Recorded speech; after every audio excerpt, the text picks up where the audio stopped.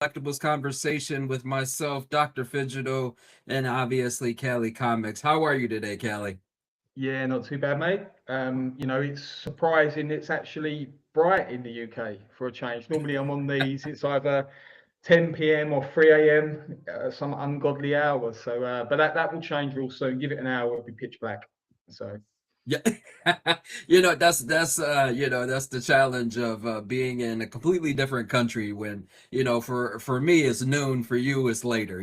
So, but yeah. Yeah, but and excellent. again, full disclosure, as I said to you, I messed up my times. I'm meant to be babysitting or looking after my children. Wife's out, so if I mute, there's a reason for that. Nope, So, fair enough. Hey, we like children on stream as well. So, and your children are super cute, super sweet. So feel free to bring them on at any time. oh yeah, Uh, you might rethink that. well, everyone, we have a special treat for you today. Today, we have the awesome VideoShane joining us. He is a moderator for McFarlane Toys Digital, and he is going to join us. He is a collector of all sorts, from VeVe, McFarlane, Cryptoys, London Police, ElmonX. I mean, he collects a little bit of everywhere. So we're going to chat with him, get to know a little bit more about him and his projects that he is working in, and also what he collects. So without further ado, let's bring on our special guest, Mr. VideoShane. Hey everybody, how you doing? Thanks for having me. We are absolutely, and thank you for coming on. So, how was your day starting off so far? Oh, it's starting off fantastic. It's even better now that I'm on your show. Well, we appreciate that. We appreciate that. We are excited to have you on the show to get a little bit deeper into something outside of VV, into a different project and some different projects, because I know that you collect on different platforms as well. And you are in multiple spaces. I see you always supporting different community members in regards to their content. So thank you for always being such a great positive voice of VideoShane. So let's get started. First off, let everyone know, for those who don't know you, could you kind of introduce yourself and, tell them a little bit about you and your journey as far as collecting?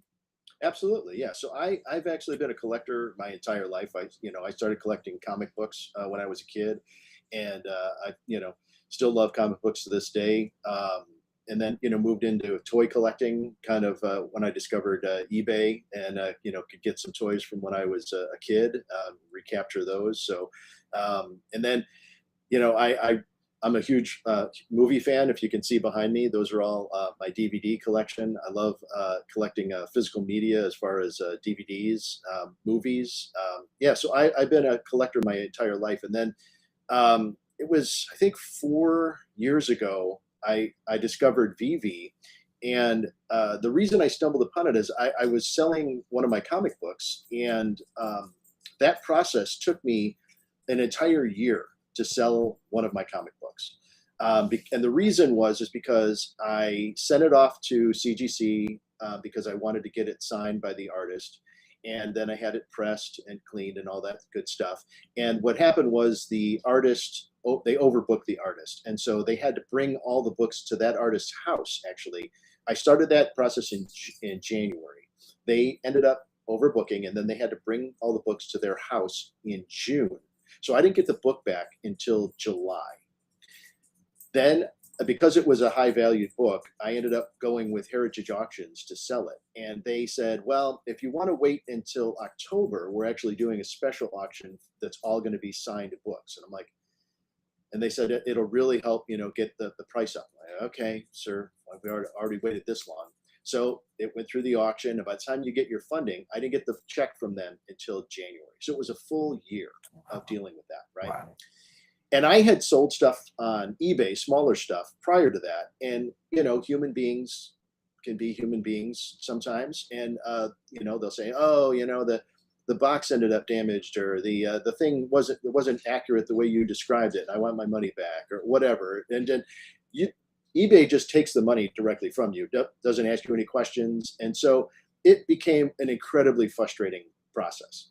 And I saw an ad for VeVe, and I was like, all right, well, this seems interesting. So I went on, checked it out, bought something, sold it in the marketplace, 10 minutes later, and had gems in my account, and I was like, okay, yeah, I'm hooked. This is all for me. I don't have to ship anything, and I still get to enjoy the hobby of collecting and completing sets. And yeah, I was all in.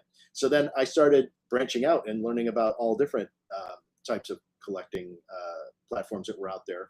And for me, you know, I think like everybody at the time, VeVe was instant sellouts, right? You were, you know, it was like that, you know, thing and tapping on the buy now or where it's going to be, like, you know, as fast as you possibly can. And if you were lucky enough to land anything, you know, it was instant sellout, everything.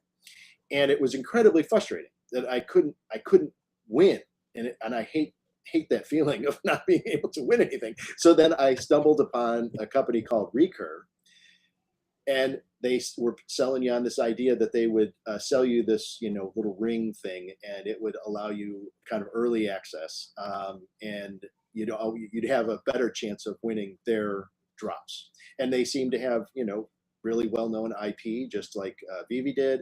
And at the time, it seemed great, right? Oh my gosh, Dee and Hinano were in the chat. I love they're part of True Media, and they are the absolute best human beings. Love them so much. So speaking of that, you know, he had a question for you. I was going to wait until you were done, but since you brought him up, yeah, can you answer his question here? What's up, guys? Kid, Shane. No, I'm not going to say that. No, and I know that is I will not do it. I will not do it. So anyway, back to my story.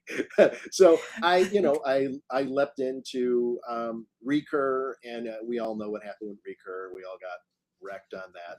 And if you happen to join it, and then at the time, Back Howls came out, so I went full bore into that, and we kind of all know where we're at with Back Howls, unfortunately, right now. And I jumped into Mattel was doing Hot Wheels. I did those for a while, and then they closed that down. Osmond, thank you very much. He's another great friend. I've said this a million times, but honestly, besides the enjoyment of digital collecting that I absolutely love, and I think this is the future of collecting, the people and friends that I've met over this time period have just been incredible. Dee, Hinano, Oz, just good friends, and we get a chance to meet up. We've been meeting up for the last couple of years at DesignerCon in Vegas. It's just been, and we just hang out all week long, and get breakfast and lunch and dinner, and just hang out at the convention. Anyway, I love it. Great friends, and thank you guys for coming out. I think that's one of the most valid points. Like, we can talk about digital collectibles and comics until the cows come home, but the social side, like, that's the thing that's probably been most surprising to me. Like, obviously the relationship I've got with Montel, Exhibition, Osman, obviously here in the UK, just like people I would probably say I'm closer with my actual in real life friends. Like, I definitely talk to you more than that. Then it's I think that's been quite an incredible thing. I would agree 100%. Yeah. And, it's also one of those things where, you're able to share this hobby with those friends that you generally wouldn't. I can't share it with my other, like, friends that I see every day in, like, real life, like, that are close by me. I start talking about digital collectibles, and they're like, here we go with this stuff again. Where I can share this with, Dee and Anano and Oz and, Josh and so many, and, my fellow mod at McFarlane Comic Guy, we just, I can't go on and on enough about it, how amazing and wonderful all those relationships are to me. And they mean a lot. So anyway, I'm off my my trail. So there you go. So I was in, and then I got into Funko. They were doing their digitals for a while, and I discovered Wax. They were doing, they had some stuff on there. That's actually, Wax is where they first launched the Hot Wheels platform before they moved into their own platform. And so and then the McFarlane thing came around, and I really thought that was squirrel, exactly. I get distracted. But McFarlane, I've been a fan of since I was a kid, because I'm a huge comic book fan. So I McFarlane, when they broke off and formed Image, was a huge portion of my life. I loved all the stuff they did at Image, and I collected McFarlane Toys when they first came out, and so when they said they were doing digital, I was like, all right, I'm all in.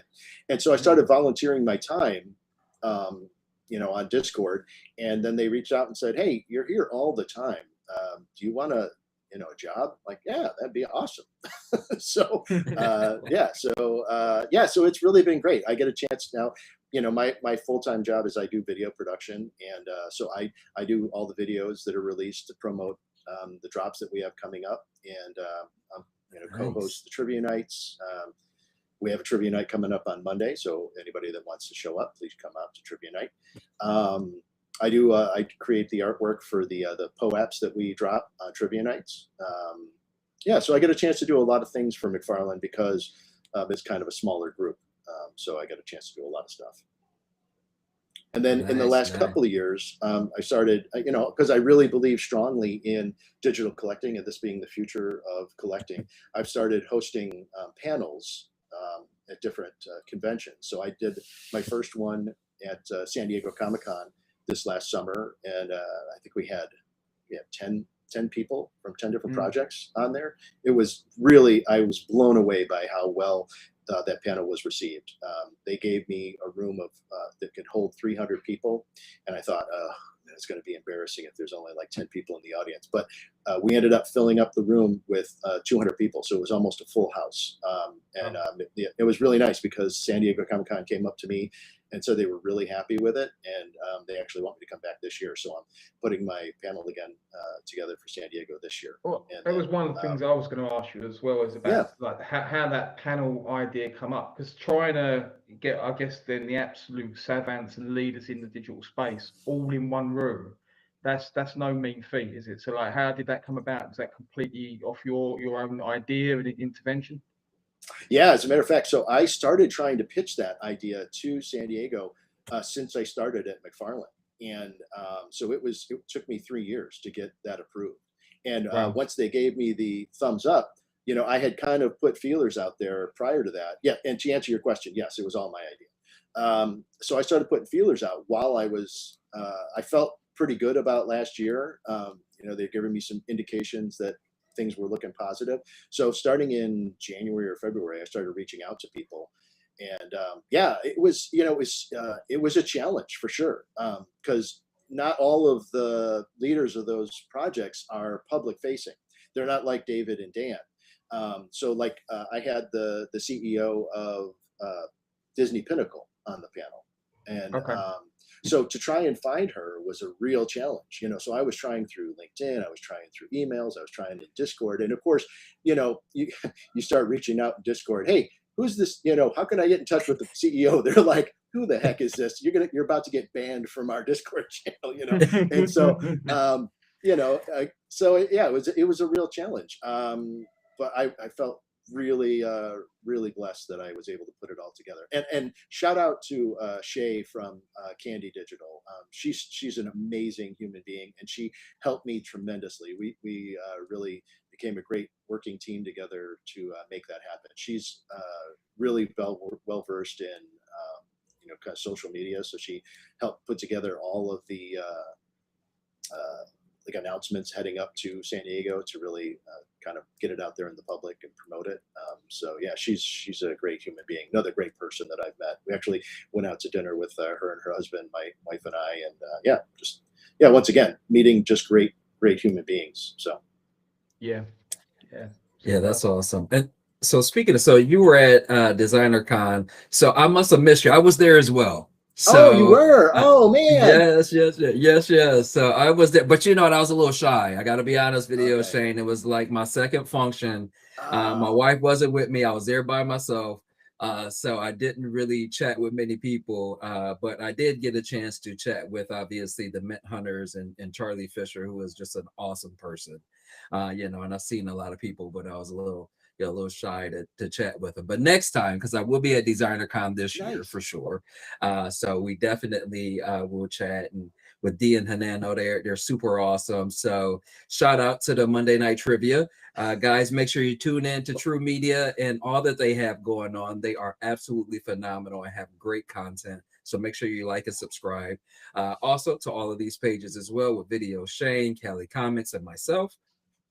And then also, with DGC, who is one of the sponsors to the cast, who does digital grading for digital collectibles. So I'm a huge fan, just FYI, outside of them sponsoring, but I am a huge fan, and I do get quite a few things graded.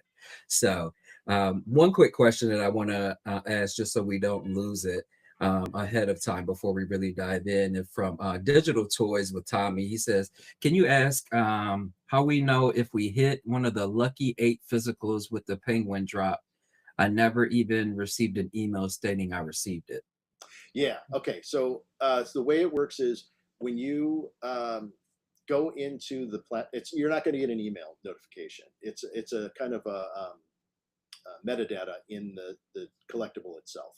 That's how you know. So go on to the website and then click on the asset, and then you'll see whether you were a winner or not. Now, I'll tell you that we did not sell as many as we had hoped to sell. So only one of the 8 redeemables was collected, and that winner was an amazing human being named Stormy in our Discord. That was the person who won one of the physicals. So those physicals that we had for the prizes will get rolled into our next drop. Perfect. Thank you so much, Shane, for answering that question. I just didn't want to lose it as people continue to chat. So I have a question for you. So you've collected on multiple different platforms. In your mind, so far, what has been your biggest digital grail that you've added to your collection? What's my biggest? Well, I mean, there's a couple. I mean, honestly, so I did the panel at San Diego Comic-Con with, and David was kind enough to be on the panel with us. And after the panel, we went out to dinner and had a great conversation. And then after that dinner, he had rented out a movie theater. We all went to go see the Fantastic Four when it came out. And so we filled up the theater with like 120 people that were VeVe fans. And before the movie started, he came up to the front of the theater and said, hey, I just want to thank everybody for, supporting VeVe and for coming out for this event. And I just really appreciate it. And if Shane, if you're in the audience, can you come up for a minute? And so he brought me up to the front and said, I just want to say thanks to Shane for putting on the great panel at San Diego. It was really fun. We had a great time.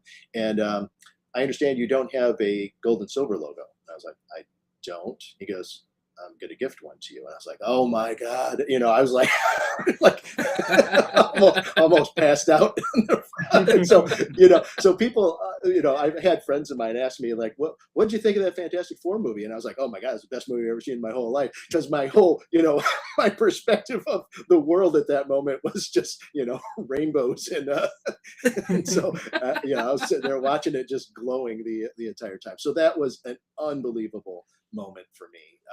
That, because, a lot of times the thing that we don't get in digital collecting is those memories that you connect to a piece. When you're at a Comic-Con or you're at a comic book shop and like your comic book retailer is like, hey man, you might want to try this book out. I know you read these other books, you might like this. And then you discover something. And so you have that memory, that tactile thing that you can put to this collectible, right?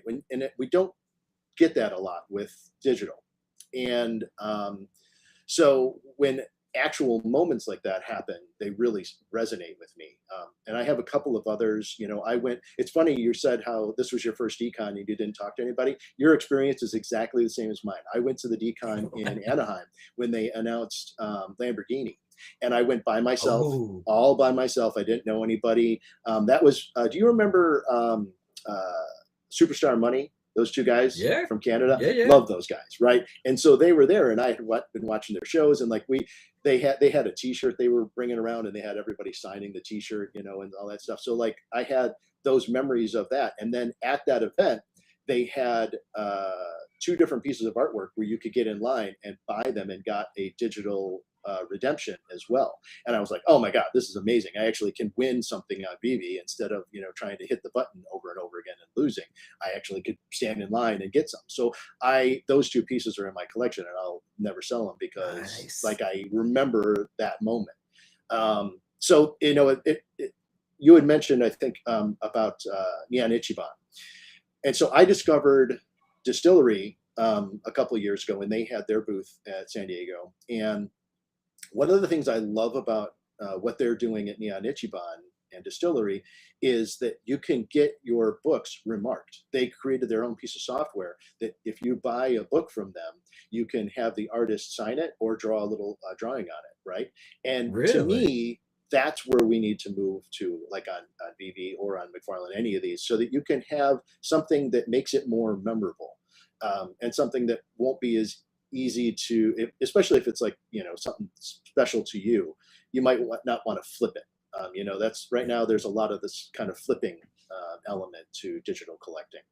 And, I think if we get more into this is important to me and I want to hold on to it, then it'll transition to become more of like a traditional collecting hobby. Yeah, and with Neon Ichiban, I've purposely tried to keep it quiet on my socials because there is, I think, me and maybe 2 or 3 other people chasing the edition 1. So Yes. when they is it you, VideoShane? Is you my rival? I've got a couple of them myself. Yeah, it's so what did I picked up this one there, Brave and the Bold 25, so Suicide Squad first appearance, and I was on probably about an hour after it dropped, and I thought, he or she's got in before me, but I managed to get edition 1 on that. Nice.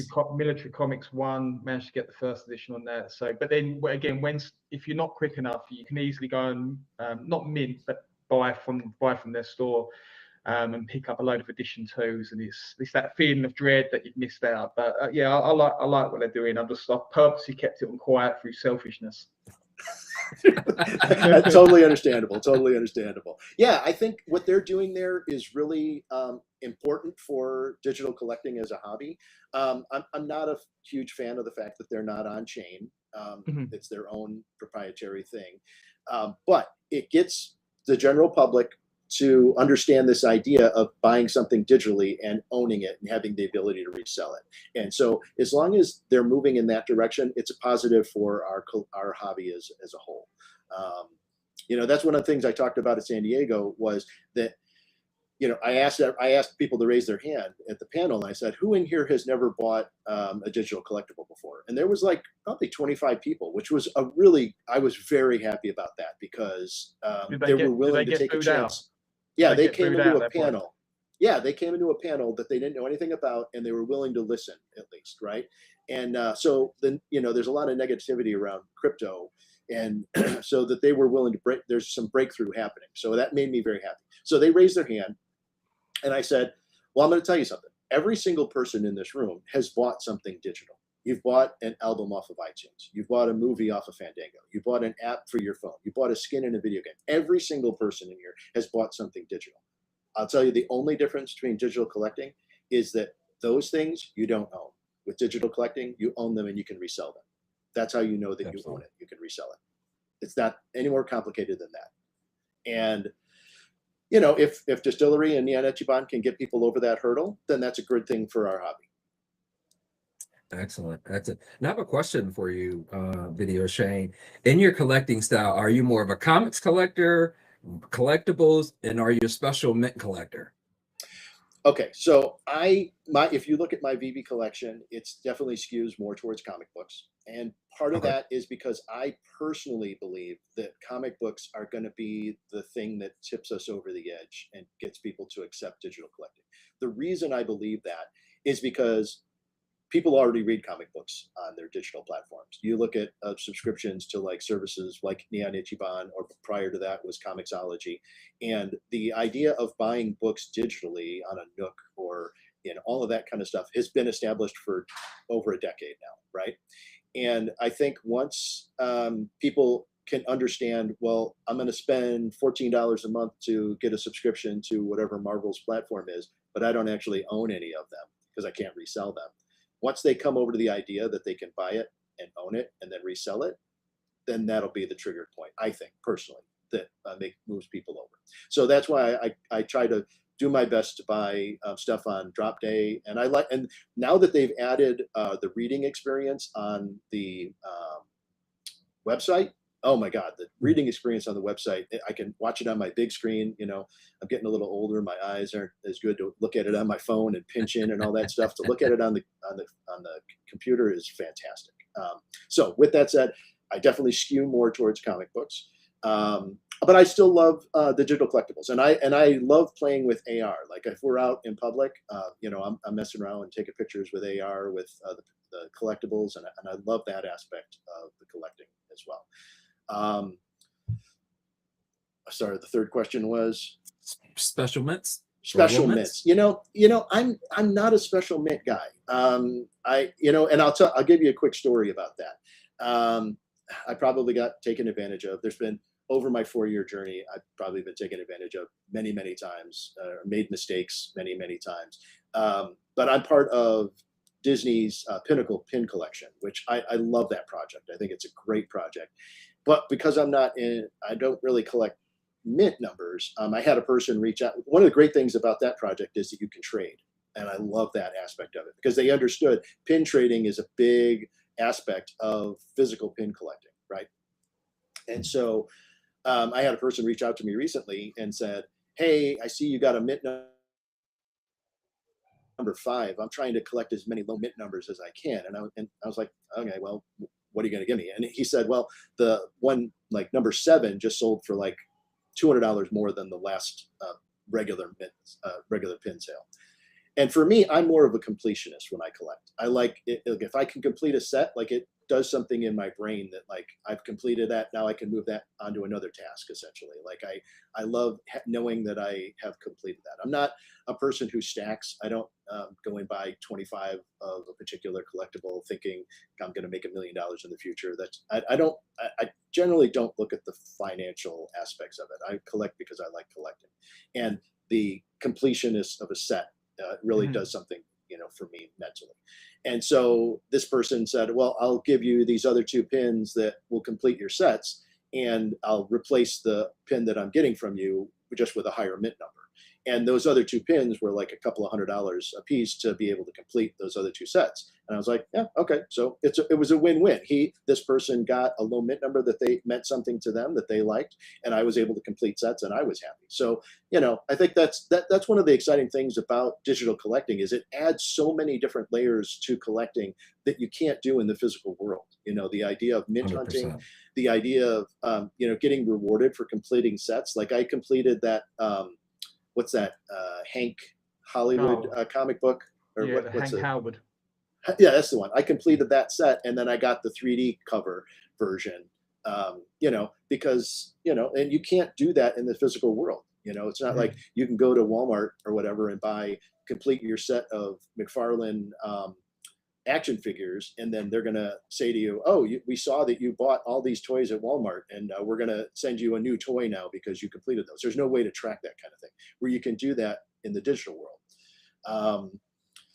Trying to think what else, you know, the idea of burning things or crafting things to be able to get something else is also something that you can't do in the physical world. There's so many cool things that are available in digital collecting. That's one of the things I love most about it. So yeah, so to answer your 3 questions, comic books, not really a mint hunter, and there you go. Yeah. Well, again, I think you touched on it there with the utility side of things. Like I remember bringing up a few years back, and a few people cast shade on the fact of, you know, getting something in effect free but being rewarded as a collector, and it's like why would you expect or warrant that? And it's not a case of necessarily expecting it. It's just a case of we can do that in digital. It's almost like you can forget the rules that apply to physical in the main, and you've got this ability to innovate and be able to, reward collectors, rightly so. And that Hank Howard one was case in point. I didn't actually collect the 4. I picked up the 3D version in the market, but I paired the 20 mint on the 3D, which is so as you probably know, Bad Idea launched in 2020. And then I forgot I picked up the 20 mint on the uncommon cover of the Hank Howard, which is the same one, but not 3D. So I managed to do the two in 20. So I won't speak for Montel or Dr. Digital, but we're special mint collectors, but we're also very much completionists as well, which is a very, very dangerous mix. Yeah, Yes, that it can is. get very costly, very costly. Yeah, I think that's cool, man. I think that like those what do they call those bounties that Comics and Crypto put on things. I think that's another exciting element to the collecting hobby. You know, there's so many different things that you can go for. Like when you go for a drop, you know, you can go for the complete set. You can go for the mint number that you're looking for. If you happen to land that mint bounty, if the mint number is not important to you, that's a great way to like level up a lot of your collection. Like if they have a $2,000 bounty on that, boom, you can, you know, complete a ton of your sets if you're a completionist. So yeah, I love it. I love all of it. And then there's also the utility aspect of it. You know, like in McFarlane, you know, we had a project where we burned a few things, and you got a golden Wonder Woman in return. And if you hold that golden Wonder Woman, we have a separate section on Discord where you can talk with Todd. He comes into the Discord every, you know, month or so. Oh, wow. Yeah, and you get direct access. And people, the general public just doesn't know yet about digital collecting and about all of the things that you can get with that. I mean, there are people, you know, like I said, I went to San Diego Comic-Con last year, and there are people that line up at 2 o'clock in the morning to try and get a signature spot in Todd's line. And, you know, all of those hours you're sitting in line, and literally you go up, he signs it, and you're done. That you're there for 3 seconds. You don't have a conversation. And here we are in digital, where you can hold the digital collectible and have access to have a conversation with the guy. Like you're sitting there. I mean, what is that worth? It's invaluable to a lot of people. So, so how did that work on McFarlane? Because that's an incredible concept. And so to craft the golden Wonder Woman, like what was the stages before that? And then did it burn at a certain point, or do you retain it indefinitely? No, it doesn't burn. You hold it indefinitely. And I'll be honest with you, I'm bad about remembering those kind of processes. I know a comic guy who's here. He's really good at memorizing like all those different. I know that there was a series of things that we had to do in order to acquire the Golden Wonder Woman. So. Yeah, and is that an ongoing event as well? Then is it sort of periodically that event will take place and Todd will come in and be part of it? Is that like once a month usually? Yeah, man, that's nice, because that's kind of like the that's kind of like the 100s, you know, being able to, you know, chat with VeVe and David and kind of be in that environment. But for, you know, just for a regular person that, you know, may not have invested that type of money into it, to be able to sit down and talk with Todd, I mean, I would definitely do it. And thanks for bringing that up, because I might have to buy one of those if they're on the market. There you go. But you know what, Chad, one of the other things, because I know that you're big on other platforms as well. Obviously, I'm a huge ElmonX fan. Oh, yeah. Love you know, the London Police, all of those different types of things. And having that, you know, phygital piece to it. You know, when you're buying an AP from ElmonX, for example, and getting, you know, a picture or, you know, or statue, and same thing for London Police, right? You know, buying that Genesis key and getting that physical key. That was, let me tell you something. My key is still in the box, sitting next to me. It sits on my desk all the time. I absolutely love it. I want to go and visit when I'm over the pond, as they say. But I have become such a big collector as far as having that phygital piece. And I know VeVe has done it as well, right? But man, I tell you, I just feel like that is the future. And kind of share with me kind of like your thoughts on that. Oh, absolutely. Yeah, I'm in 100% agreement with you. I love what ElmonX is doing. I love that they are kind of in a niche all in it of themselves. They've kind of said, we're going to follow not only fine classic art, but also new artists. And I love that they introduced me to new artists that I might not have been aware of. And bringing back this classic art and allow ownership of these things. People don't understand the story behind ElmonX and the fact that they have partnered with Bridgman Imaging.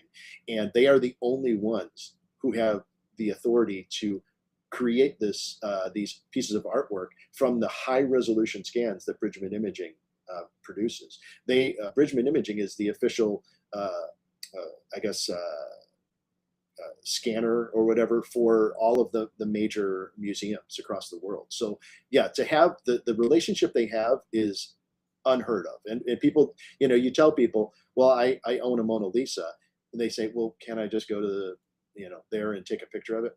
No, it's not anywhere close to the same thing. This is the resolution on this is unlike anything that you could ever be able to do, and it's officially licensed by Bridgman Imaging to ElmonX. So yeah, I 100% agree with you that their digital side of it, where they do their artist proofs. I hope that one day I can earn enough money to be able to afford one of their artist proofs. They're a little spendy. They are definitely, that is an exclusive club for, but they are super, super cool. And the thing that they did recently with that Michelangelo sculpture and the head looks awesome. I mean, it's so cool. I do have a few of their things, like their little Shoney, I think is how you pronounce it. Maybe I'm pronouncing it incorrectly. Yeah, I actually just got one in the mail. They're the 3D, the green glow in the dark one. I got one of those, and then Jacob was nice enough to send one of the hot sauces to me, and then I got one of the shirts, and then one of the sweatshirts. I was at New York Comic Con, and him and his father were there, and they said, hey, by the way, we're over here. And I was like, oh man. So we went over and met him, took pictures with him, and he gave me a shirt there. So that was super cool. Yeah, once again, those kind of in-person experiences, like you said, this digital matched with the digital, I agree with you. I think is a really smart way to go, and a smart thing to do for the future of the hobby. That's one of the things that's great about McFarlane, is that we have the ability to do digitals where we package a redeemable code inside of certain toys, and so you get, it's kind of a 2-for-1. You get the physical toy, and then inside you scratch off the code and you get a digital version of that toy, and there's generally 3 different rarities of those. So yeah, I love it. And then from that, being at DesignerCon is when I discovered the London Police, and I really fell in love with their artwork and their style. It's really cool. And that's when I discovered the Genesis key. And so not this DesignerCon, the one before this, I ended up buying the Genesis key. And Suye is such a big supporter of digital, and once again, artwork and artists, and they partnered with so many great artists. I bought the Chris RWK piece, so I'll get the physical print in the mail as well, and I already got the digital. And from there, I discovered another project called Planets. The person who created that is called Creator, and that project is really, really cool. I'm really excited about that project because it's a whole different way of doing digital collecting. They mint them on the Bitcoin blockchain itself. So unlike a lot of digital collecting, which I don't know how deep in the rabbit hole you want to go, but a lot of digital collecting, what you're buying is actually the certificate that says that it's minted on this blockchain, right? The actual artwork and the 3D stuff that you see on VeVe is actually stored on another server. It's so that's what happened with Recur when they went out of business. All we have now are the still image that was minted. We don't have any like 3D pieces or anything like that. So with ordinals on their way they do it on the Bitcoin blockchain is that they're actually part of the Bitcoin blockchain itself. And Planets is really cool because they aren't pieces of artwork in the sense that somebody drew a piece of artwork. The creator actually wrote code that's in the blockchain. So when you look at a planet, it's actually a piece of code. So you can zoom all the way into it, and so I'll give you a quick overview of Planets if you're not familiar with the project. Essentially, he minted 2,100 individual planets. Each one is a 1 of 1. And there are 100, I guess, universes. And so there's 100 planets in each one of the universes. So 21 different universes. Yeah, I get the numbers right. So every one of them is a 1 of 1. And so after that, he started minting what are called aliens. And they're little PFP drawings of an alien, and they're fun, and each one of them is kind of a one of one.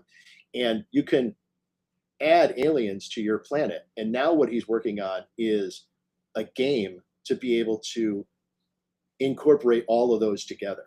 And so what he's been working on for the past couple of months is communication between planets. And so they host a thing with Suye every couple of weeks, and they'll talk about the progress of the thing. And for me, I don't even care. Yeah, Chad, Bob and Chad are amazing. I agree, and Suye. But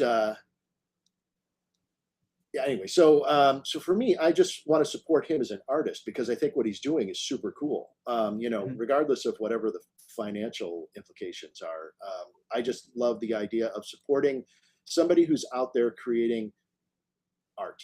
And to me, if you're out there creating art and doing something, even this show to me is creating entertainment and art for people, right? And so what you're doing is a very good thing. So you both should be very proud of yourselves and happy with what you're doing in creating this show. And hopefully you continue to go forward with it because it's an important thing. And the more art and goodness that we have in the world, the better place we'll have, I think. Anyway, that's why I support the Planets Project, because I really believe in it and what that person is doing. So anyway, yeah. Well, I'm definitely going to check that out because when it comes to things extraterrestrial, I'm all in. So anything Nice. along that thing. I started rewatching X-Files last night. I've gone back to episode 1, season 1. So I'll definitely check that out. And I'll make you exactly right. I think projects like that as well. I just really appreciate the art because I can't profess to being growing up around comics. Like here in the UK, you didn't really have or see local comic book stores. It was more in the movies like the Frog Brothers in the Lost Boys and whatnot, and you'd see that aspect that you wouldn't actually see it directly here in the UK.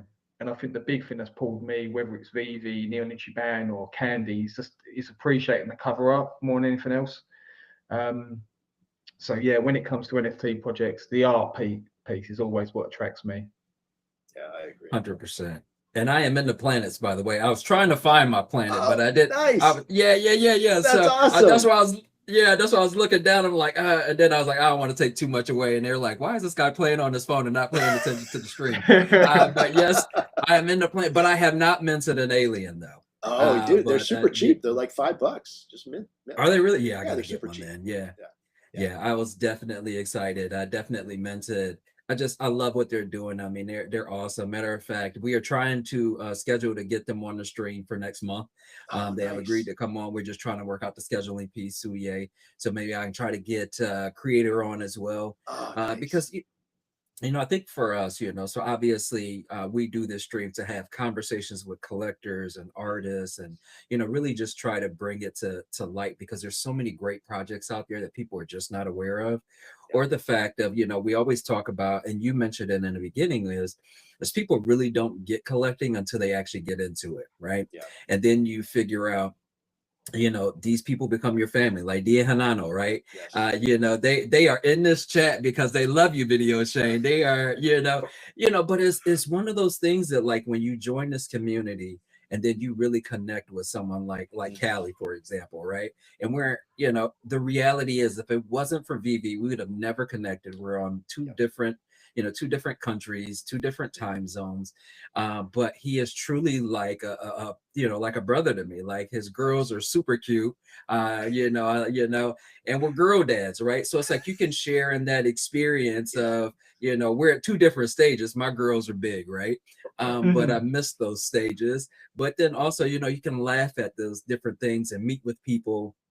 And I think for me, I think you touched on it, which is really, really great. I have kind of like my 3 top collectibles, right? So if I had to put, well, I'm lying, top 5, because it's hard for me to like do top 3. But, because I got to do my Avengers comic. Shout out to Callie, shout out to Charlie NFT, because I got the first last mint and then a 1922 SR for Avengers 1. Nice. One of my other ones is my 63 Iron Man Golden Moments in Marvel Red. Then it's my partners in 1971, but my VeVe Gold logo is exactly what you talked about. Like, it's coveted. Like, I didn't get a chance to earn it, right? Well, like, they didn't hand it to me. I had to purchase it on secondary. But to be able to go to those parties and connect with those people and be in those environments, and it is one of those things that you can't put a price on. And it's one of those things that unless I necessarily have to sell, it would never leave my collection. And I was very fortunate that the person that sold me the gold logo also sent me the card that he received. So I have the physical and the digital, right? So it's so yeah. So but for me, histories and collect and connect. I'm huge on collecting, but then also the aspect of the community connects, and just really kind of we become family to each other, and sharing experiences and that. And another thing that you talked about that I think is huge, and I think it's one of those things that as the space evolves, it's going to be big. I had a physical collector on last Sunday, and for him, everything that he has, he did not buy. He's got a whole basement full of baseball bats and signatures, signed shoes, footballs, and everything that he has a story. He never bought it on eBay. He never bought it out of a store. He went and got it signed personally. So there's that for him, as you mentioned, right? There's that story behind it that he's like, you can't do that anywhere else. And I wouldn't buy something out of the store because I have that memory of that conversation. And I think that when we get to that point, as you talked about, where you're waiting, he's like, I waited for Kyrie to sign something. I got there at 10 a.m. and waited till 6 p.m. for to get it signed. It's like those memories are the things that tie you to it, right? Yes. And to be able to have conversation with such an awesome person such as Todd McFarlane, or to be able to speak to David Yu, or even be at a party with a lot of people that are like giants in this space, right? I mean, yourself, I mean, you're going through these projects, and I'm like, some of these projects, I'm like, I don't even know what this is. Like, you're running through them all, right? Like, you've been in them all, right? It's not like you're like that, like you've literally been in them all, right? Or talking to Callie, or to Comics and Crypto, or to VeVe Magic. When you really start to get around people that are passionate about collecting, it just really excites you, and I think it's the same thing. And I think that that's why, once again, shout out to Mr. Champ for the Mint Hunters. I think that the Mint Hunters are so successful is because you are truly in a limited group of true collectors, right? It is, we are going after those things that we want. It's not to flip. Usually we know that if it goes into one of our hands, more than likely it's not coming out that vault, right? We might sell it to each other, but it's not going to be something that you're just going to see on the market for sale. It's like, so in the hunt for me as a mint hunter, it's the hunt for me. Matter of fact, Daniel is he's awesome, because I'll be like, hey Daniel, I saw this mint, what do you think about it, man? I want to get it. I don't know this person, do you know who they are? But for me, that hunt of finding that special mint or that low mint, and then being able to acquire it after putting in all that work, is kind of like what you talked about. Is that memory, that nostalgia for me that says, man, I can remember when I bought that. I remember when I bought my Iron Man 63, where I was at, so that's an awesome thing. That's an awesome thing. So, all right. But outside of that, so talking a little bit more about McFarlane Digital Toys. Yeah. So obviously, joining a company and becoming a moderator, and that, how has that changed like your collecting style? Being able to take a peek behind the screens, has it changed how you collect at all? Has it changed my collecting style? I don't know that it's had an impact on my collecting style. It definitely gives me an insight into what happens in the background, as far as the costs that's involved, and the time that it takes to have some of these collectibles created. I think, for the general public, if you're introducing somebody to digital collecting for the very first time, they will often say, oh, I just take a picture of my screen and now I own it too. And you have to get over that nonsense of trying to explain to them that what they just said sounds foolish, and that's not how digital collecting works. And then you have to explain to them the cost involved in these 3D models, and how that takes a long time, and how you have to get approval from the intellectual property holders. Even when I'm creating videos for our releases, those videos have to go through a series of approvals from the intellectual property holders, and they'll come back and they'll say, we don't like the angle, or we don't like this, the way that our property was presented. We need this, or we need our logo to be, in this position when you're, putting it up there. So there's a lot that gets involved in that background process, which has been interesting for me. But to answer your question, I don't know that it had an impact on the way that I collect, just more of my insight into what goes into it. And I'm, every day I'm still learning about the background side of it, how it works, how things get minted on the, the crypto side of it. My fellow mod comic guy, he's well more versed in that. I come at it more from an artist standpoint. I'm much more somebody who creates, artwork and original pieces than understanding the intricacies of how the blockchain works. But I love learning about it, and he'll tell me about things, and I'm like, all right, now tell me again, as if I'm 5, so that I can understand. But he's super kind and is willing to be patient with me and explain these kind of things. And same thing with Hanano. Hanano is super intelligent when it comes to that kind of stuff as well. I'm surrounded by really highly intelligent people, which I love, and being part of my family now. Oh, there's Bill Garner. Oh my God, Shout I out love to that Bill guy. Garner. Bill, one of the owners. Love that guy. So, Bill's the best. Super nice guy. he jumped Once again, on another person that we got a chance to meet. Oh, I did want to roll back a second. You said you're going to go to D-Town again this year. Gotta hook up, and we'll welcome you into the family, and we'll go to breakfast with Dee and Hanano and myself. And I brought my wife last year, so if you want to bring your wife, it's a good time. My wife is for a long time, she was like, I don't get it. You're going to hang out with all these people. And then I brought her with, and they all welcomed her in, super kind. And she's like, all right, I get it now. Like, she's like, all right, are we going again next year? Yes, we're going again next year. Yeah. What? It's funny. So my wife will be joining me this year. She didn't join me. So initially I didn't plan to go. I was going to New York Comic Con because I thought that's where they were going to do the 5-year. Well, then when they changed it to Vegas, I'm like, okay, I gotta go. And my wife was like, well, we got Thanksgiving coming up and that. So I'm a little bullheaded, right? I hate to say it. So I had made up in my mind. I was like, whether she goes or not, I'm still going, right? So I talked to my cousin, and I'm like, hey, you interested in going to Vegas? And so I said, babe, we're gonna do a guy's trip to Vegas. And she goes, is it at the same time as Designer Con? I'm like, it just happens to be, right? It just so happens to be. So I ended up booking it, but he had to cancel, and I was like, and she was like, it's a little late, we still have a younger one. I was like, that's fine, I'll go by myself, because we went to New York. But when I showed her everything, because my wife loves art. Oh. So when I got to showing her everything, she was like, yeah, I'm absolutely going next year. So we won't go to New York Comic Con, I don't believe, even though we had a great time there. Designer Con is definitely more her pace, so we will definitely be there. I stayed at the MGM when we went, so it was a great hotel. Usually I'm at the Venetian, but I stayed at the MGM. It was a great time. So I definitely we'll see you guys there. We'll have to I saw a D in the comments like, yeah, we got to make our way to Suye and visit the actual shop. So we will plan that, and hopefully we can all just kind of meet up, make a plan, meet up, and go and visit the shop together, because it's just awesome.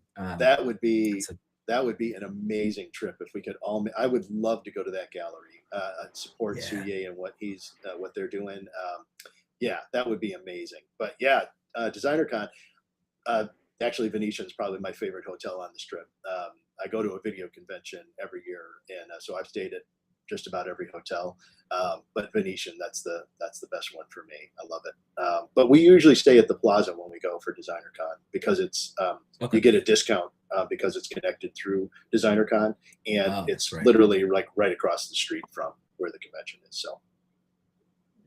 Yes. As a movie guy, then Shane, I'm interested. So your top 3 movies of all time, is that something that you can fluently say, or do you flip flop? I don't flip flop. Okay. You know, that's anytime somebody asks me that question, it's always a tricky question because there's different levels, I think. And there's what I would call a movie that is like a comfort movie that I could just watch on repeat over and over and over again. Might not be the best technically movie that's ever been created, but like, would I put it as one of my favorite films? Yes. And that would be like Home Alone. I could just watch Home Alone on repeat over and over again every year at Christmas. Yeah, I really enjoy Christmas movies. Elf, A Christmas Story, Die Hard is a Christmas movie. Yes, So yeah, you know, all of those are on repeat. But as far as like movies that changed me personally and the way that I look at film as an art form, when I first got introduced to the Coen brothers and Raising Arizona, I was like, this movie is so interesting. And it's like filmed in such an interesting way. I fell in love with that movie, and their body of work had a big influence on me.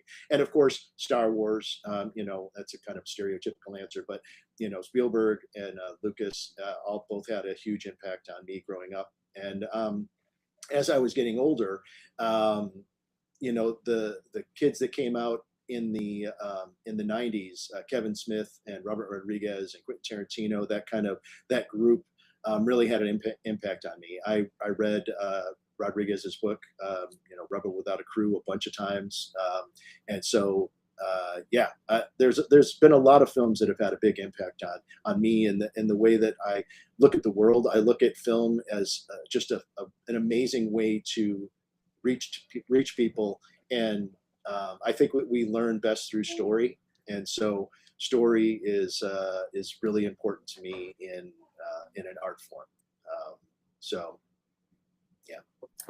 I can definitely read. So I would love to be able to read books, but I'm just not that person. But I love to watch movies. One of my favorites is Mr. Church. Shout out to you know, to Eddie Murphy. That's one of my favorite movies. It's just a very genuine movie, right? Huge Harry Potter fan. Very similar to you. You know, you got your normal Home Alones. You got to watch it. Yeah. My wife is a huge fan of Elf and A Christmas Nice. Story. A little too much around Christmas time. She literally has pajama pants of Christmas Story, right? But one of my favorite movies that I have to watch no matter what it is War with Jet Li and Jonathan Statham. That's one of my favorites. Interesting. I like that choice. That's a good choice. I think for me, my top two, Predator is always my number one.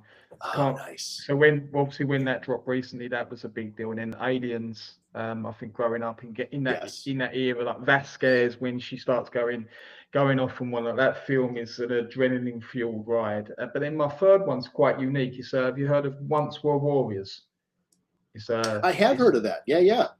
It's a New Zealand film, and it's got Tamora Morrison, who's the lead in it. He plays Jake the Muss. So the guy that plays Boba Fett. But it's really a really good watch. It's quite dark at places, but him as a character, he's a manly man. Nice. I love that. Okay. Yeah, that's cool when you get into more like deeper stuff. There's obviously, you know, like we all talked about, you know, the top level things, you know, that are more common. But when you get into deeper stuff that's something that had an impact on you, I think that's really cool to hear about. I'll give you another one that's more of a deeper cut. City of God. I don't know if you've ever had a chance to see that movie, but based on a true story, and yeah, amazing film. I mean, yeah, the way that it's is told is very unique and special. Definitely one that I would recommend checking out. Excellent. I definitely would check that out. I appreciate that. Yeah, you can't go wrong with a good movie. And you know, we tend to, my wife and I, we will tend to binge watch. We'll be like, yeah, we're gonna start this series, and then next thing you know, it's like series is over, the weekend's over. It's like, okay, we got to find a whole new show to watch. What shows are you guys watching? So right now I am watching Demon Slayer because I am late to the party for that one, so I started watching that one. We finished what is it, His and Hers on Netflix. Have you seen that? Oh, okay. I haven't seen it. Yep. No. Oh yeah, you should see it. It's a really, really good one. Nice little twist. I like those with twists. And then I think it's Echoes is one of my favorite. I love the ones where the mystery with the twist at the end that you just don't see coming. Okay. And then I actually watch a lot of you know, foreign series like I watch Vera, huge fan of that. Shetland, love Shetland. You know, so finished up season 8. So I do watch, you know, like my wife, she laughs at me because when it's time for me to go to bed, I turn on Vera. She's like, I'm like, you guess what time it is? She's like, Vera. I'm like, it's Vera time. She knows I'm ready to go to sleep then. Well, I'm a creature of habit. I'm going to put this one to you both then, because I was shocked. I had I think I was on stream with Charlie Fisher and Chris Severs, who are both Canadian, and they'd never heard of this, and I was amazed. So have you heard of the UK sitcom Only Fools and Horses? No. I just can't. In my mind, I just can't. I honestly, so the main character, anyone who's British watching this will be like, this is a staple of growing up. He had a character called Del Boy, so Derek Trotter, David Jason. I don't know, that's his real name, life actor.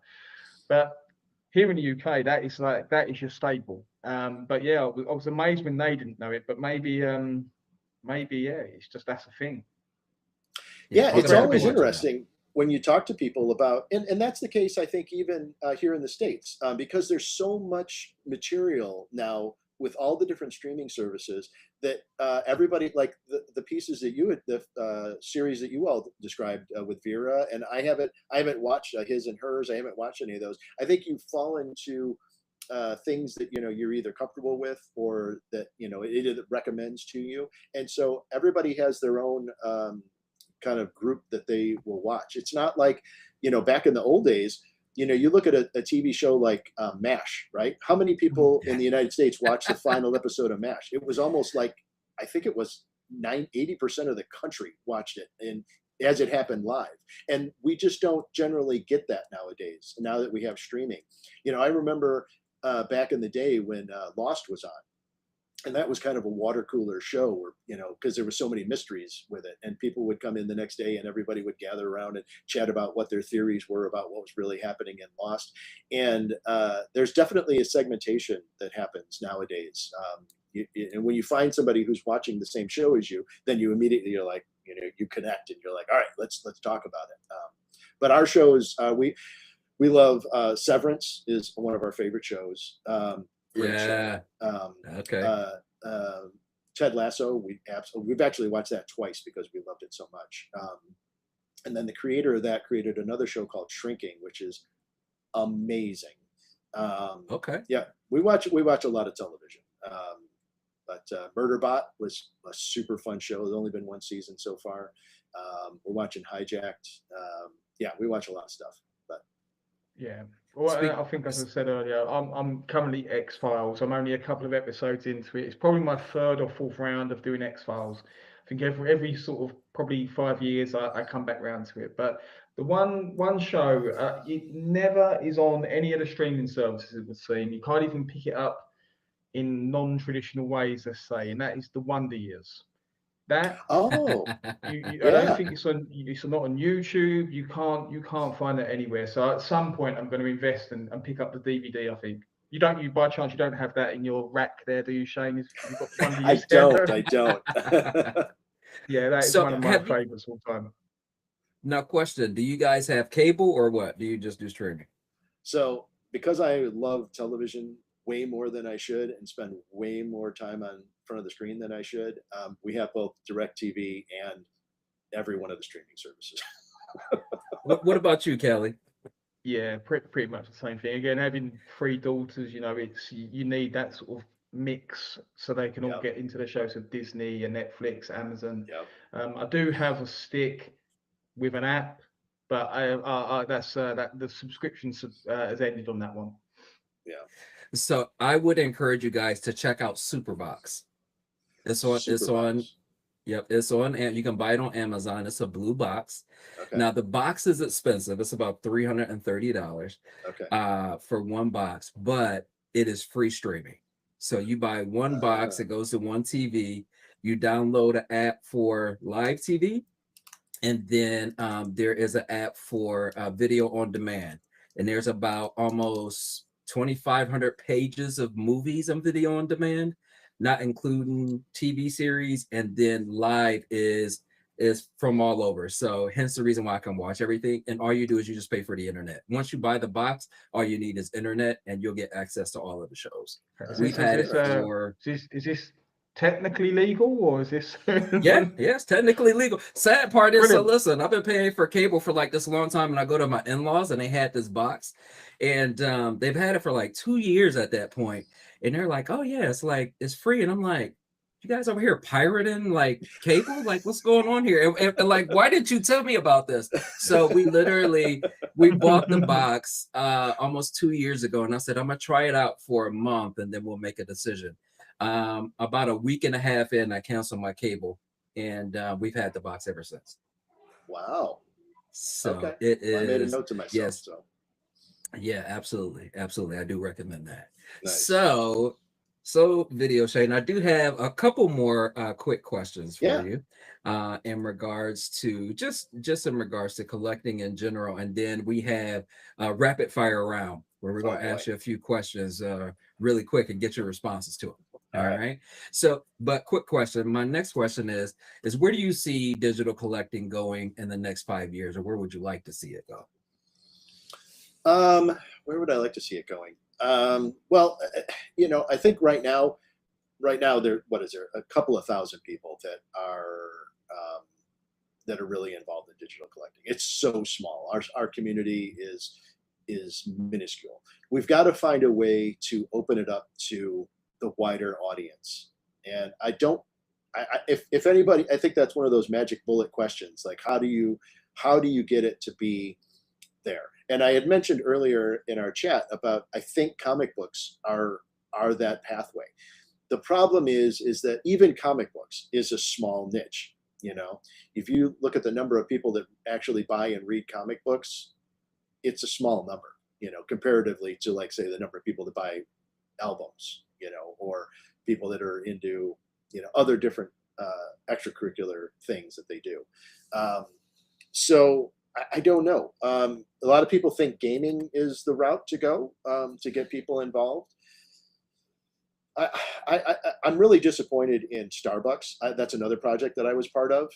And I thought that was an amazing project. I loved being part of Starbucks. And when I was on their AMAs, they would talk about how their vision for the future of that project was that it was going to be part of their already existing rewards program.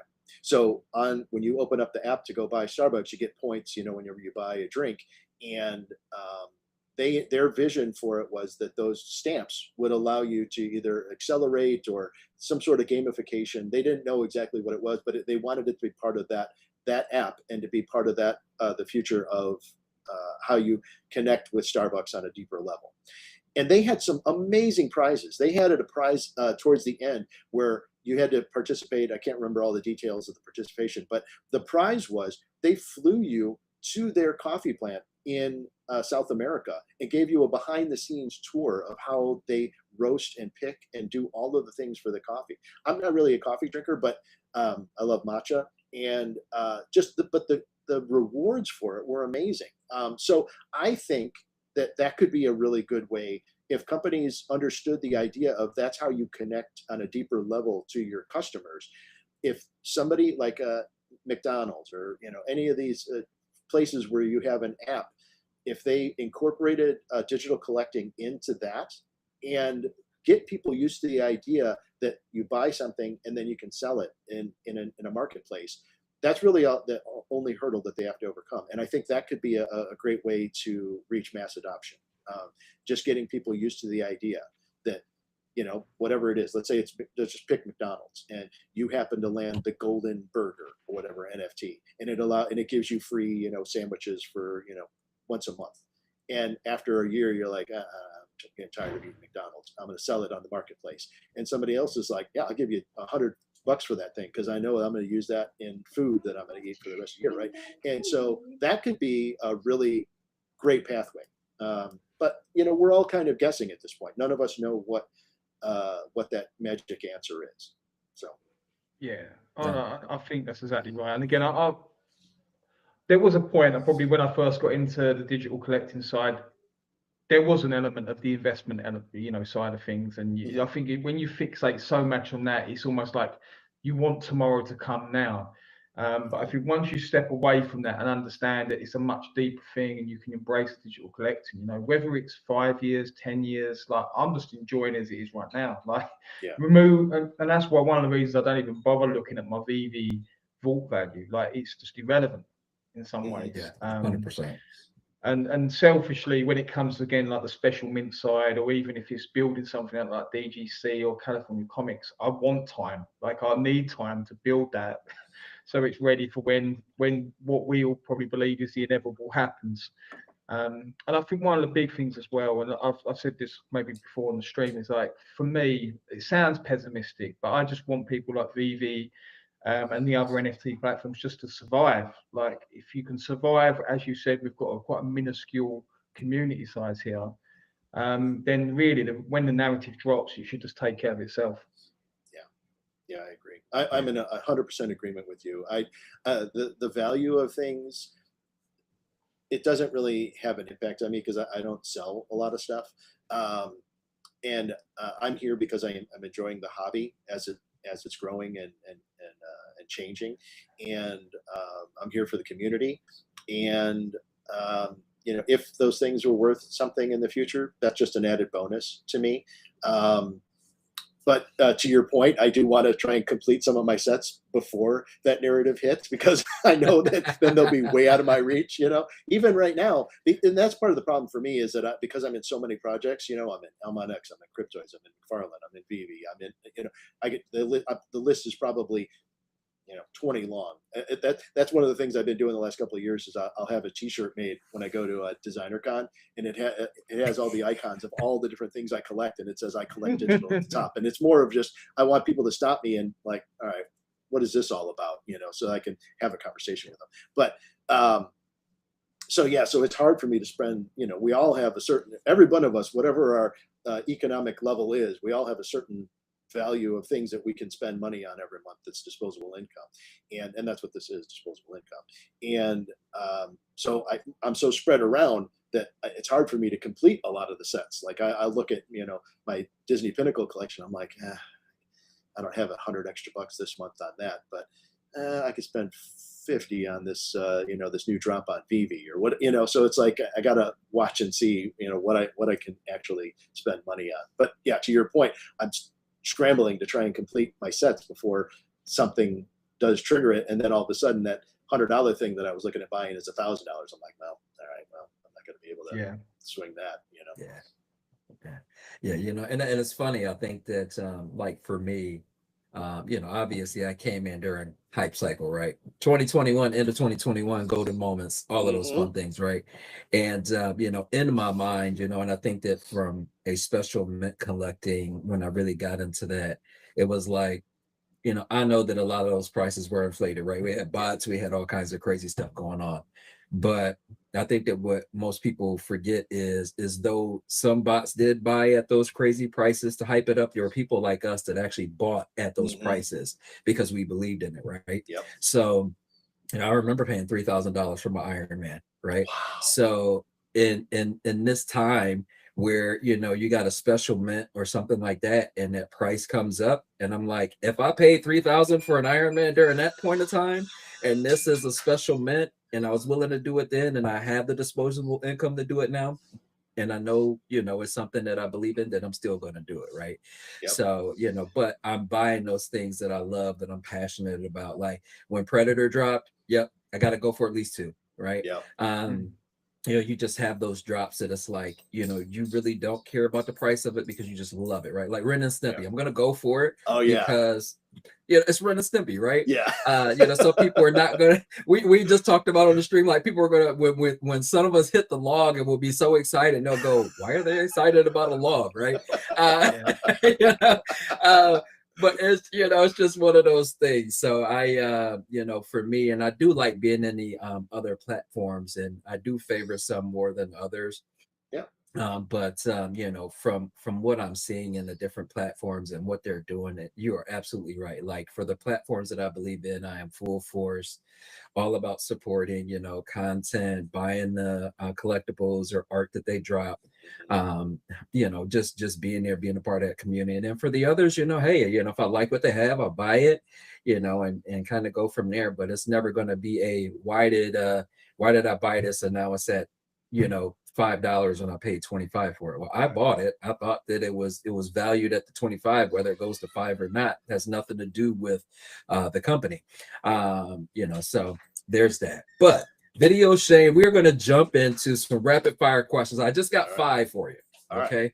I'm going to preference this by saying, because since you work for McFarlane, you can't use McFarlane. Okay. Just because I don't want you to, you be like, well, and skew your answer. So, all right, rapid fire questions. Here we go. All right. Most bullish platform right now that you're bullish on. Oh, and I can't use McFarlane. That's unfair. That's unfair. See? Yeah, McFarlane one. That's your second favorite. Yeah, your second favorite. There we go. Well, okay. Once again, this sorry, I'm going to stretch these out a little bit, but this question is kind of like favorite movie answer. There's a difference between the one that I believe in and one that I think has the most potential. And the one that I think that has the most potential is actually Disney Pinnacle. Okay. I think once they bring those digital pins into the park, and somebody walks up to a pin collector and they're trading a physical pin, and then a digital collector walks up and that same pin collector goes, oh, let me take my phone out and do a digital pin, and the physical collector is going to look at that and go, wait a minute, what's this? It's going to blow up. I think they have the access to 100,000 people every single day, in the parks. That's what I think. Okay, fair enough. What's your most underrated collectible, you think? My most underrated collectible.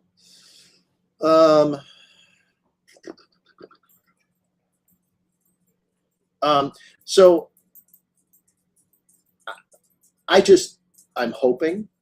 So I'm a fan of Klim and his Nounish project.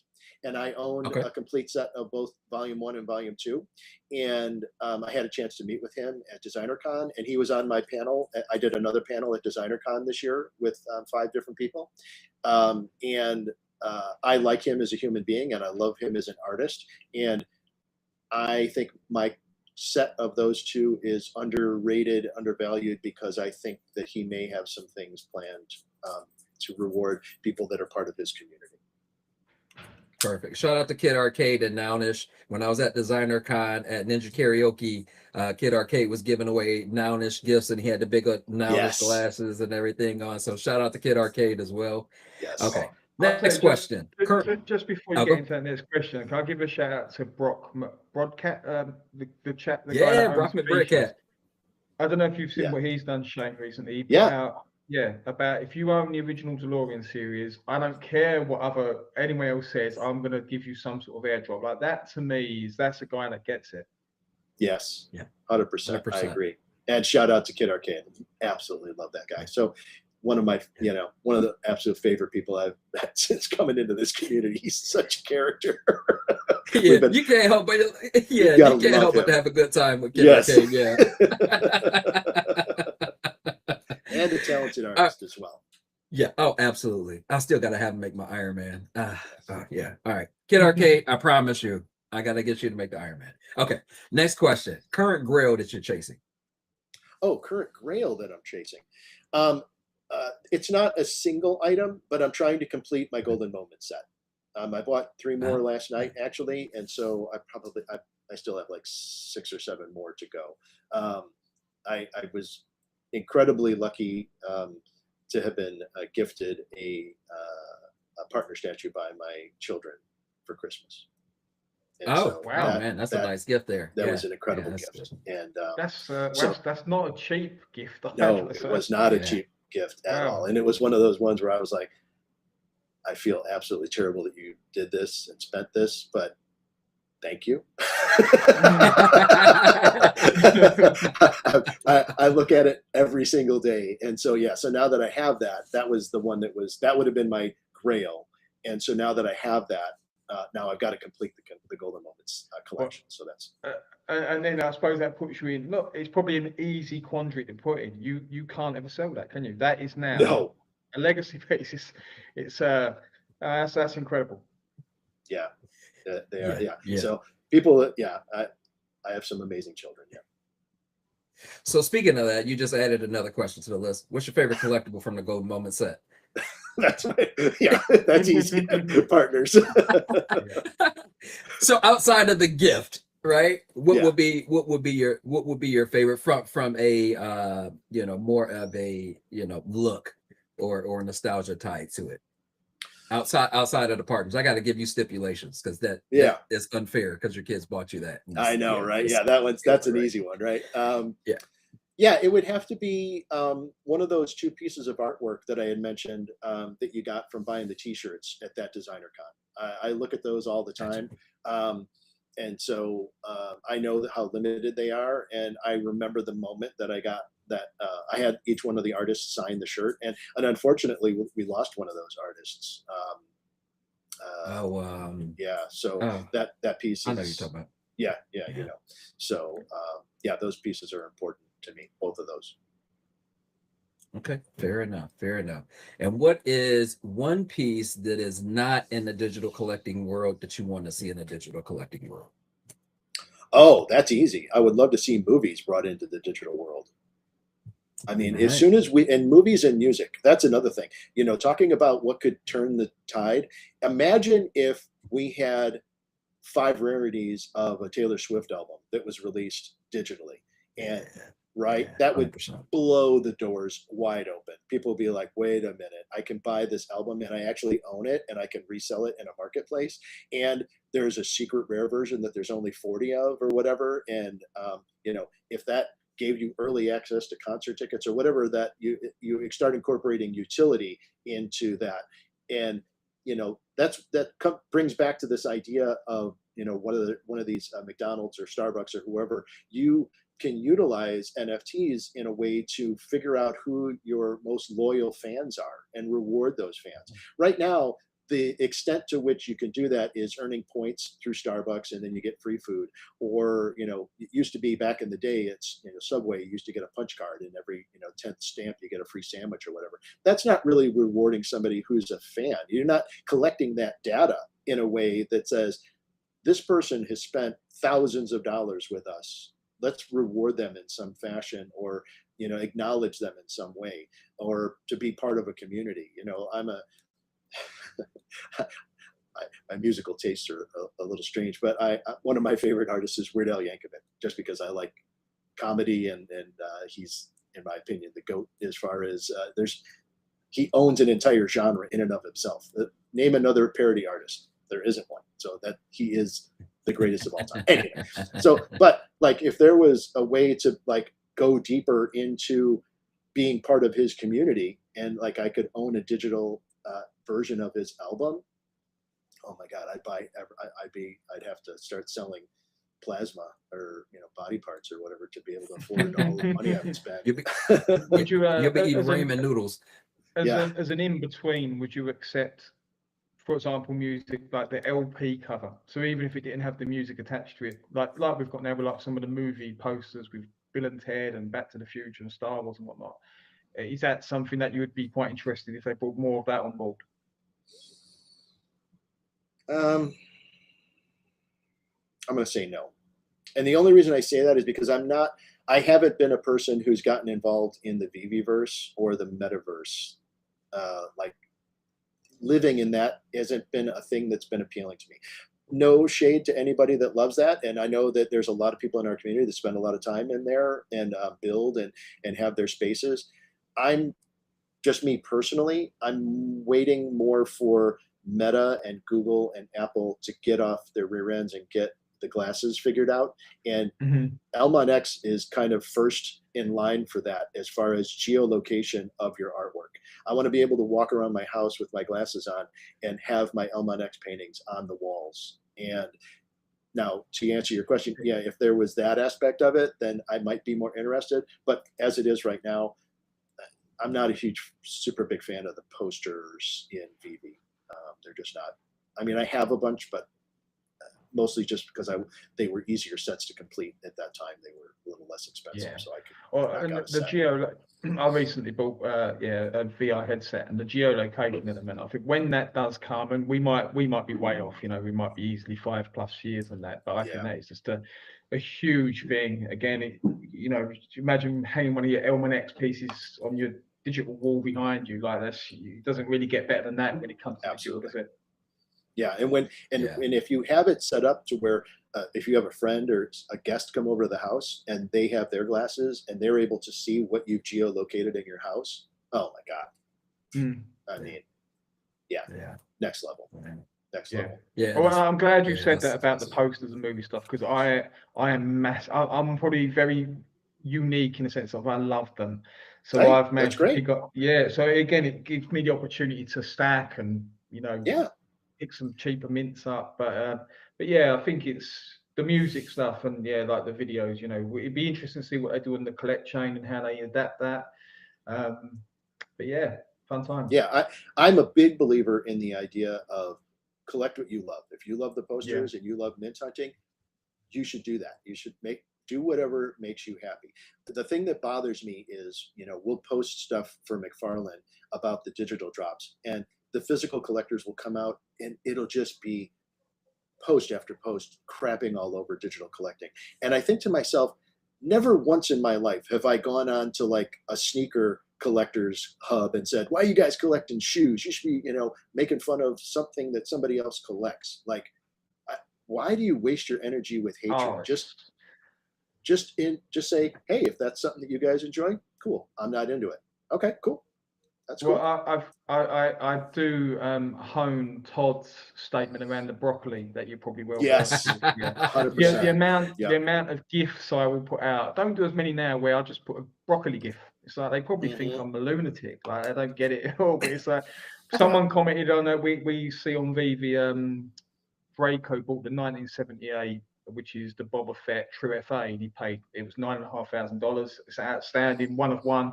And I think there was a comment on there, someone saying, "Oh, look, the Doctor Doom 1962 is available. Why don't you all go and buy that?" And they got a little bit hostile. It's like, well, you know, why should I collect what I love? You know, someone ain't going to come and tell me. And they got a broccoli gif in the end. They got the broccoli gif in the end. Good for you. Good for you. Yeah. There's so many different collectibles out there, things that people collect, like Pokemon. I'm just not into Pokemon. It's just not my thing. Never in a million years will you hear me talk poorly about people that spend money or do whatever they're doing on Pokemon, because they're doing what they enjoy with their disposable income. Why are you gonna spread hatred and anger in the world? That's why I'm like, you know, people that create art and make the world a better place, that's what I'm going to support. So that's why I'm part of the Planet Project. Is I think the creator is just a super cool guy and he's making art, and I want to support him. So that's excellent. Excellent. Well, Callie, do you have any more questions for VideoShane?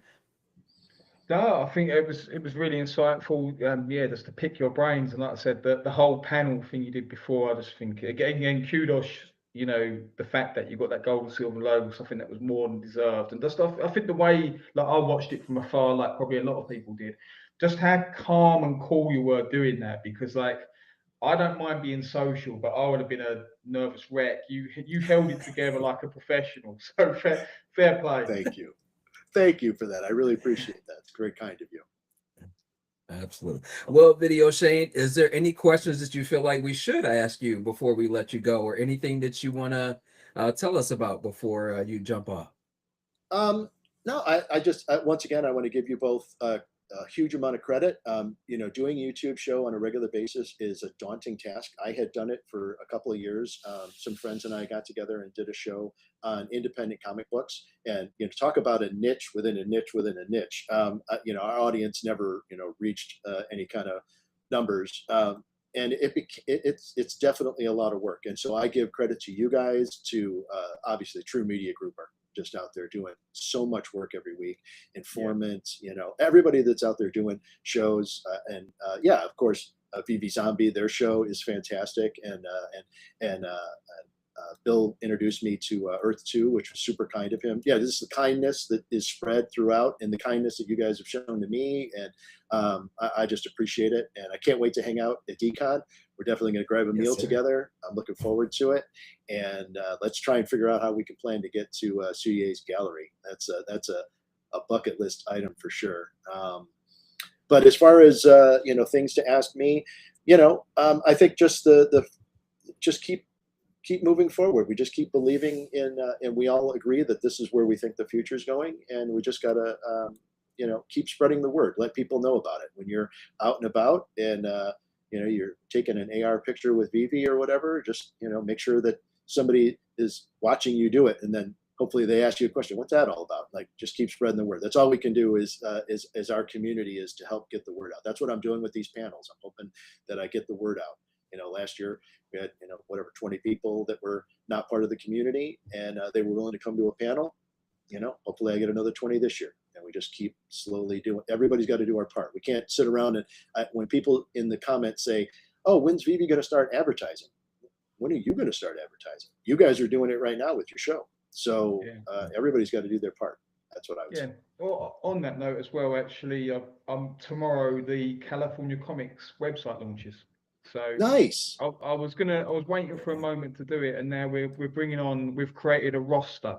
So we've got friends who are like-minded. So like Montel, we've got Exhibition, Osman, who are going to write blogs, do some shorts, and help support that and collab together. So again, like you said, it's just a night. It's fun. But at the same time, even if it adds a very, very minuscule percent, it's still a percent of, like you said, moving forward with it. That's fantastic. Congratulations. That's awesome news. And it allows me to, look, I've got a pink drink, pink top, pink cup. You know, it allows me to really go neon pink on the website. So yeah, I love it. I'm expressing my flamboyant side. So I love it. I love it.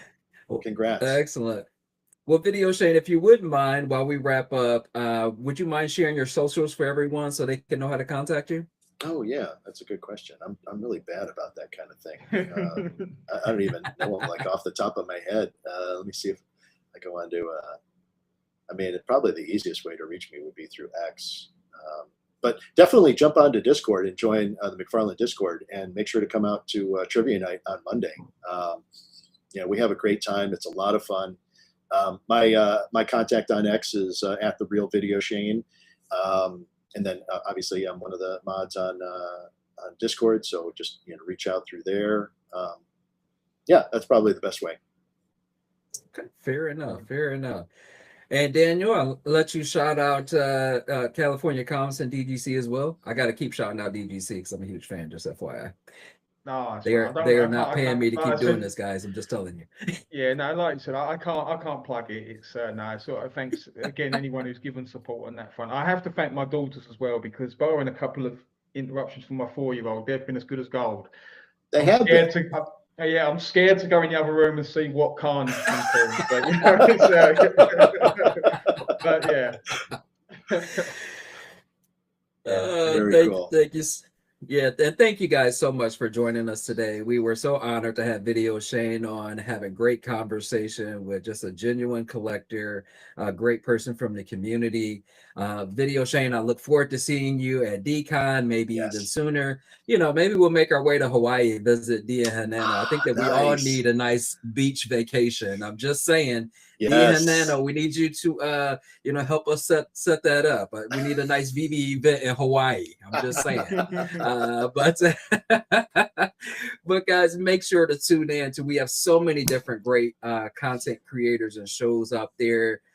You know, True Media, Real Randy Chavez, Millie, Informant, you know, Bill Gardner and Zombie. So please make sure that you tune in to all of those different content creators. Make sure that you support the community. But as always, we thank you for being here. And as always, collect what you love and connect with the community. We will see you guys tomorrow when we will have the awesome VeVe royalty, VeVe Magic on for a stream. So we are excited to have her. So make sure you guys tune in tomorrow, 5 p.m. But also drop any comments of content that you would like to for us to create, or people that you would like to see on the stream as well. But other than that, we hope that you have a great Saturday, and thanks for tuning in.